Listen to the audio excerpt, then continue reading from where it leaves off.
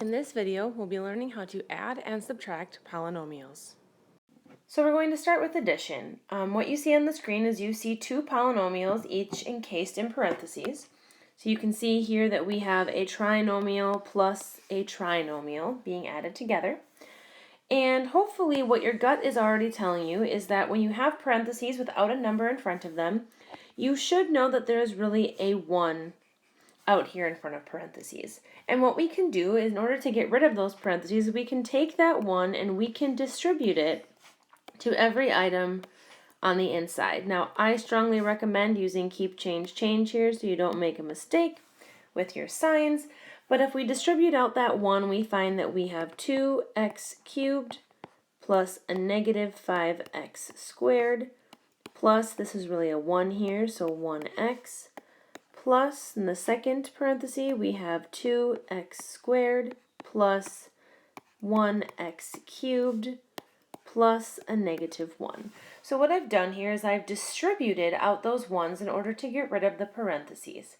Then from here, if I think back to what I know about algebra and terms that can be combined together, I know that we can only add together like terms, which means we can only add terms together with identical variable parts. We have to have like terms. So as I go through, I'm going to pick the highest degree because I like to start with the highest and then rewrite it down to the lowest degree. But what I notice here is that cubed is our highest degree. And I notice if I look through all of my terms that there are two terms that contain the x cubed.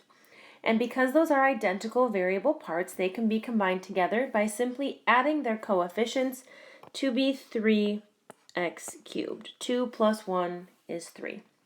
Then from here I move on, and I notice that there are a number of x squareds. And here when I look carefully, I notice I have a negative 5x squared plus a 2x squared, and negative 5 plus 2 gives me a negative 3x squared. Then from here I move on to look at terms that contain just an x, and I notice that there's only one, so that stays plus 1x. And then I notice that the constants without a variable, I'm left with just a constant of negative 1. Now from here I've written these using keep, change, change. Your other option is you can write those plus negatives as simply subtraction signs. Either one of these options will be correct. So now we're going to move on to subtraction. And remember that as we get to that combining part, we can only add things together that contain like variable parts.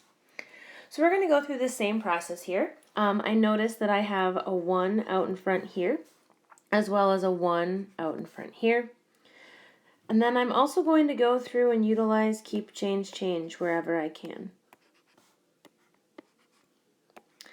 So here I look, and my first distribution is just distributing a 1. So I have 4x cubed plus a negative 7x squared plus 1x. And then I notice that as a result of using keep, change, change, this second set of parentheses, I'm really distributing a negative 1. So negative 1 times 3x squared is a negative 3x squared. Negative 1 times negative 2x cubed is a negative times a negative, so a positive 2x cubed.